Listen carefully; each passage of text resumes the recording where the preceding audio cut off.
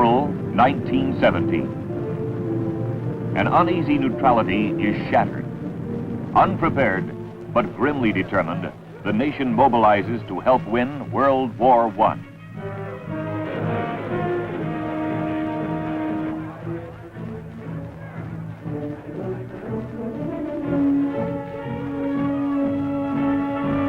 It is a war that has already raged across Europe for 3 brutal years. Trench by trench, crater by crater. A conflict in which the Allies and the Central Powers unleash every weapon in their growing arsenals.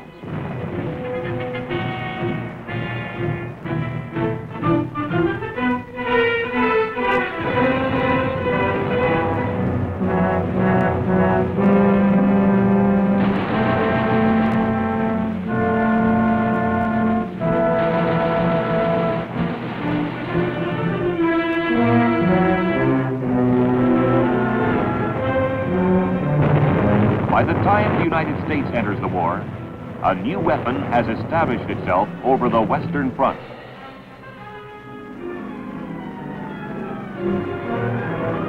This is the first major war where soldiers can look down on the battlefield, where combatants can use the air to carry war to the enemy.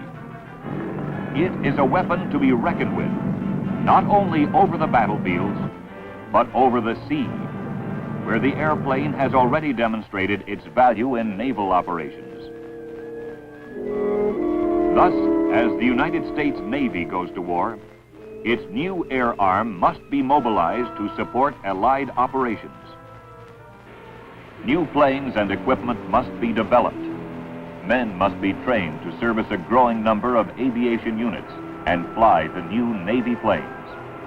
Naval aviation must be prepared for the first test of war. The Navy enters the war with 54 planes, most of them unfit for combat. Yet these planes must be flown by men like C.E. Sugden, a Coast Guardsman. I'll never forget one of the first flights I took out of Montauk with Warrant Officer Thrun. I flew to Martha's Vineyard on a search for submarines. I had no bombs with which to attack them if I saw them, but I didn't see any anyway. Returning from Martha's Vineyard and being rather careless, a fog came in below the ship, and the first thing I knew, there was no land in sight, and I didn't know where I was. Warrant Officer Thrun said he didn't know where he was either. So I put the ship down on the ocean, figuring that perhaps a vessel would come along and I could see her and go over and get directions as to where we were and how to get home. Fortunately, and it's rather peculiar, a ship did show up, flew over to her, waved her down. They sent over a boat, and I went to the ship, found she was a Belgian tramp. She gave us our position at 65 miles from Montauk and 125 miles from the entrance to New York Harbor. He had no gasoline, but he did lend me a boat compass. So we sounded our tanks. We had enough gas, 1 hour's gas.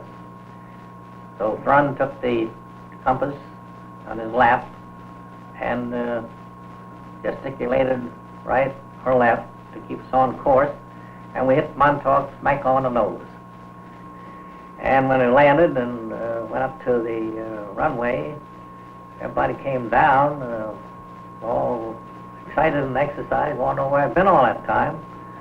And they thought I was lost. They had sent a plane out to look for me, didn't find me, and they were getting ready to send out 2 destroyers from the New York Navy Yard to look for me.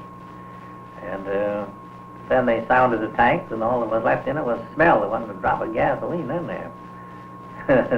So it was quite an experience, and they never sent the plane out again without a compass from that station.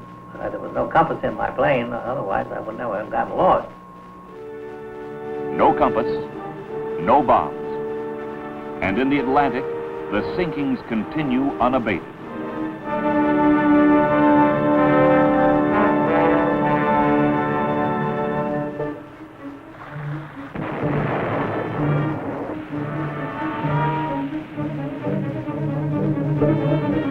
Aircraft are desperately needed to protect Allied shipping. Industry mobilizes to produce planes for the Navy. But the demand for military aircraft is tremendous, so the Navy establishes its own aircraft factory in Philadelphia to manufacture flying boats. Prominent in the design of these planes is Dr. Jerome C. Hunsaker. After the war had started in Europe, the British made rapid progress in flying boats for anti-submarine work, and we benefited from a knowledge gained from their experience. And by the time we were in the war, we were building at the Curtiss Company, again Glenn Curtiss's help, the H-16 and later the F-5 flying boats, of which thousands were built in this country and shipped abroad as anti-submarine patrol craft. They were possible only because of the Liberty engine. 2 Liberty engines gave the power plant that was needed for such a large flying boat with the heavy gasoline load needed to stay out on patrol for long periods of time, so that our flying boats were doing anti-submarine patrol. And we also used blimps for anti-submarine patrol, not only there, but on the approaches to our own ports. And the Navy got into a lighter-than-air venture then in developing what later came to be called blimps.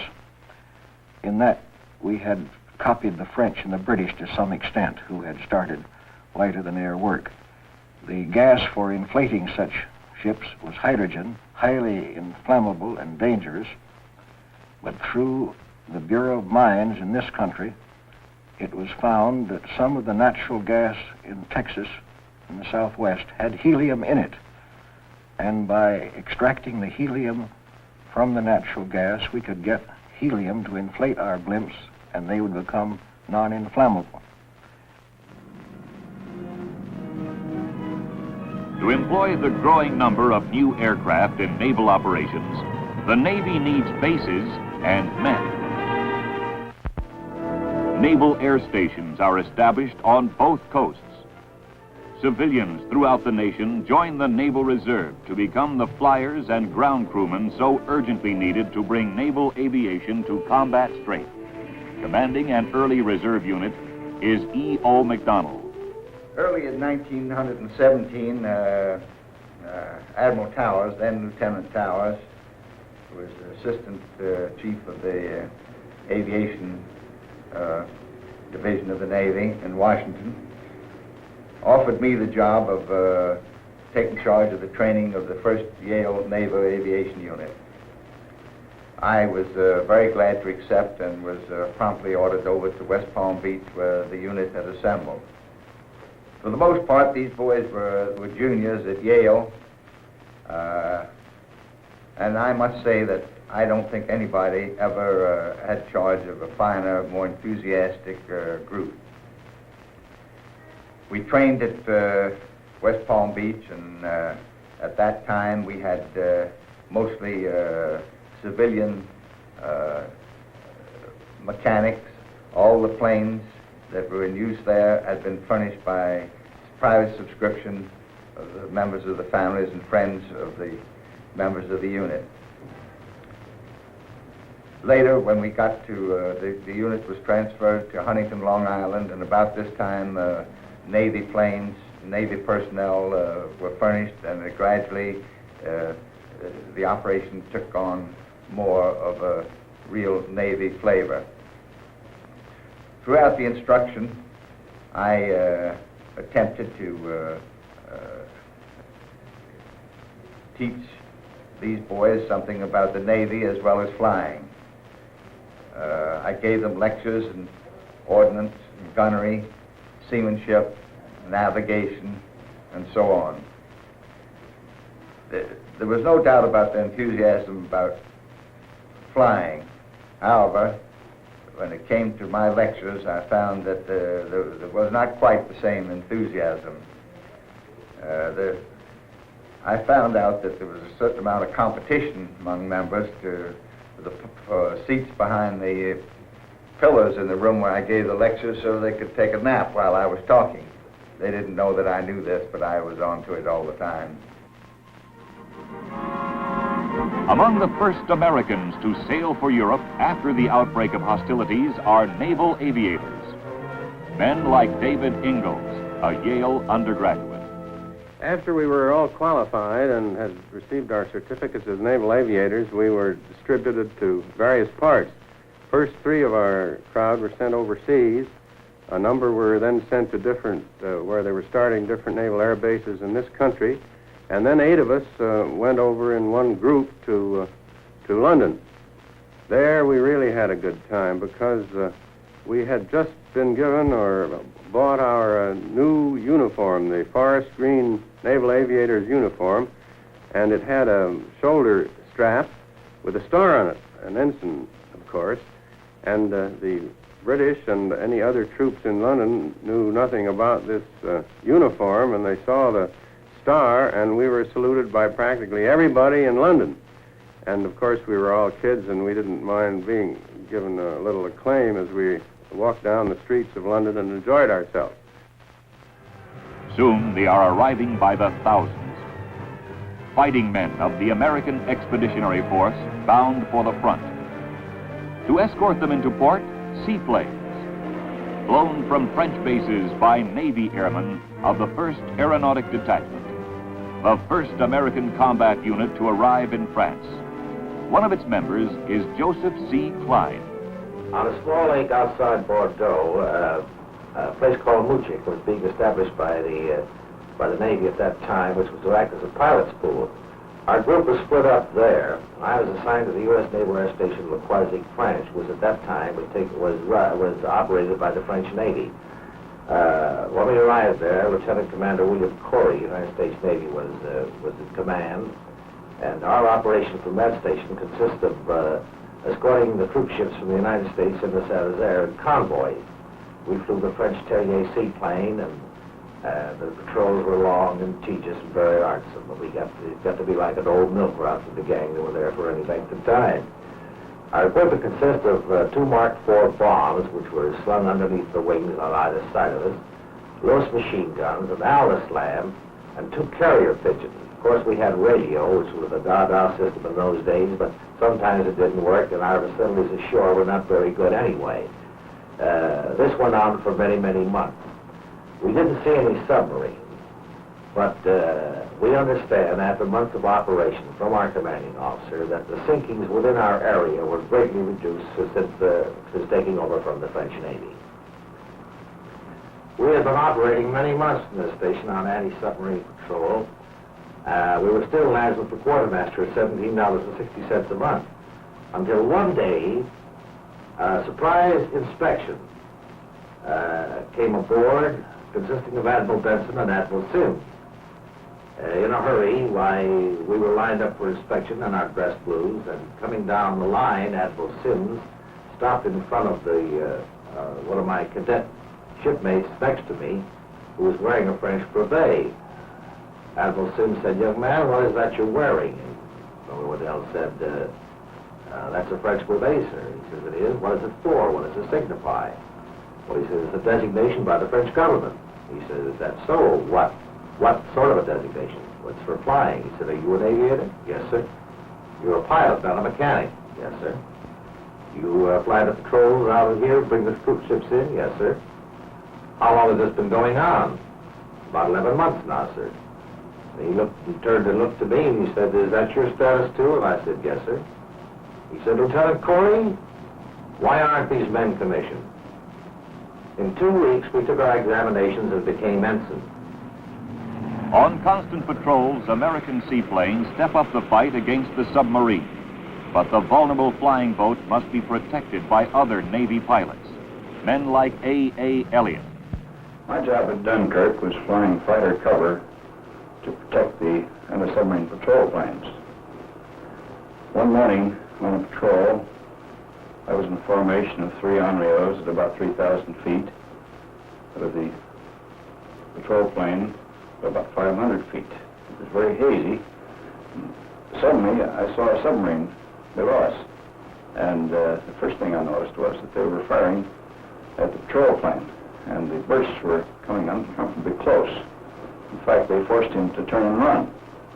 However, they hadn't seen the Onryos, and we were in a dive with our machine guns open, and I believe that we shot some of the gun crew off the deck. As we were closing on the submarine, it started to submerge. And at that point, the patrol plane turned around and came back and dropped 2 depth charges on the spot. We circled, and in about a minute, the submarine came up bow first at an extreme angle, and then sunk back again stern first. We received official credit for a submarine on this patrol. And now the war enters its 4th year, 1918. German submarines continue to patrol the Atlantic, but now the U-boat has a new enemy, a deadly enemy.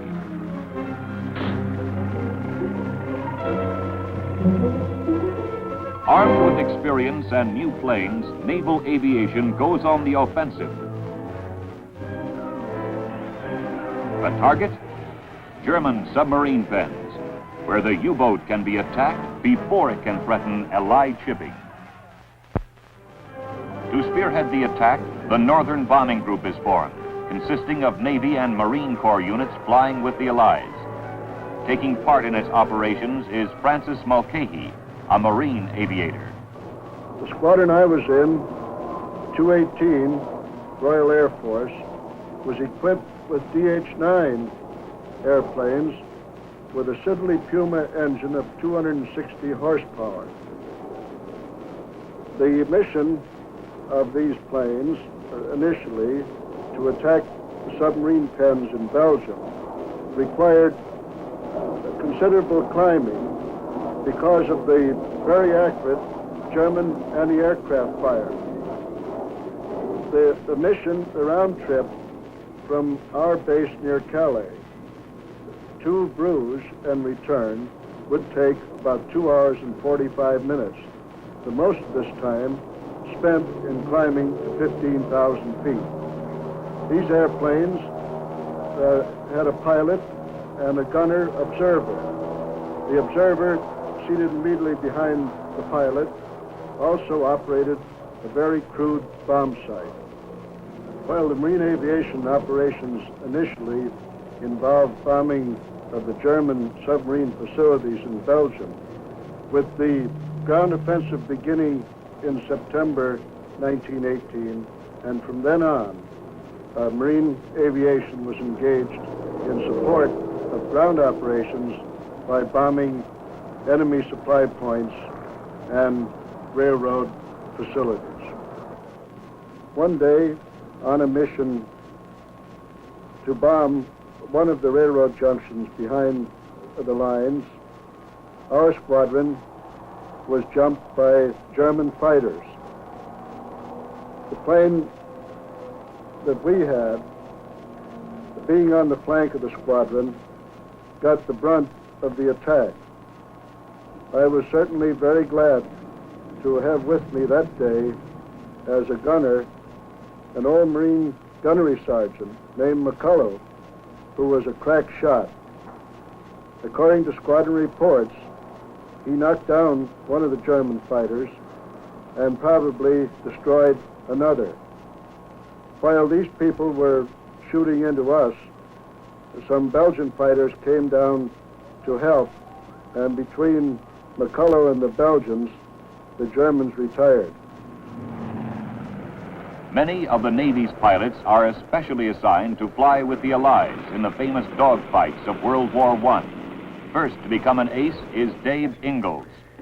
Some of us were trained on large flying boats, but 3 of us were picked to fly fighters in a hope-to-be Navy squadron that might be formed at some later date, and it was hoped that we might be the flight commanders.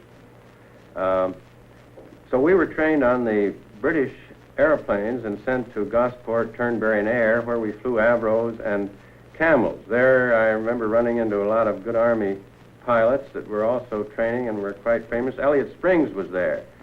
Clayton Knight, who painted and gave me this painting of the Camel airplane that I flew at the front, was there at that time, and one of the pilots. The Camel, I think, probably was more or less the same as all other fighters at that time, excepting that it was the slowest of the better fighters, and without doubt the most maneuverable of the fighters that the Allies had. It, as I recall, landed perhaps 45 or 50 miles an hour with a top speed of about 120 miles. It was made a biplane and had a lot of wires and things sticking out all over it so that it couldn't go very fast. We had 2 machine guns mounted in front of us that shot through the propeller. They were synchronized with the propeller. And the machine guns were one of our greatest difficulty because either due to the timing mechanism or something, they would shoot only at the most 7 or 8 times before there would be a misfire, and then the pilot would have to hit the handle of the loading apparatus and reload, and then his gun would shoot again for 5 to 7 times. So that while it was a rather primitive kind of shooting, but you did have a machine gun or 2 machine guns that would actually shoot. The instruments were about as primitive as possible. We had, as I recall, a compass and an airspeed indicator and an altimeter and some of the normal engine instruments, and that was about the limit of our instrument flying. In that way, it made it a lot simpler. You flew by the seat of your pants, and you didn't have to worry about the modern method of flying on instruments. Flying in these planes was a good deal simpler in combat than the modern combat missions that the boys went on in the last wars, because, of course, the plane was much slower and the guns shot slowly, and there weren't many guns on each particular airplane, and an actual fight was usually developed into a dogfight between 2 planes, one on each side, in a number of different groups, and they would fly round and round trying to get on the other man's tail and shoot him down. That was where the Camel had the decided advantage, because it would turn inside of any airplane that I ever saw. It couldn't run away from a fight, so that once you were actually involved, you stayed until something happened one way or the other.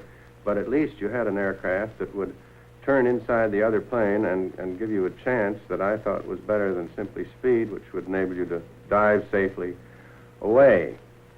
Thus, Navy pilots add a first memorable page to naval aviation's combat record, flying with the Allies on all fronts, and on the sea approaches to the United States and Europe.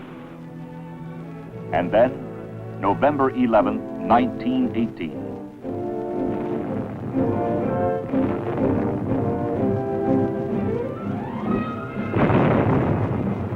The last shot is fired. For the first time in 4 years, the Western Front is silent.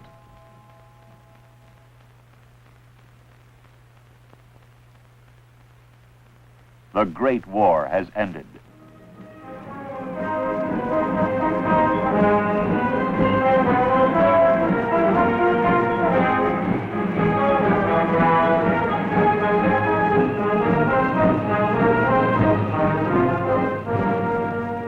Contributing to the victory on land and victory at sea is aviation. For the Navy, World War I has brought about the first test of this important new arm, a harsh test that has greatly accelerated the development of aircraft and aviation equipment, the training of naval air personnel, and has fostered a better understanding of the role aviation can play in combat operations. In its aircraft and its men, the Navy has a potentially powerful weapon, a weapon that must now be tempered for a harsher test of another world war.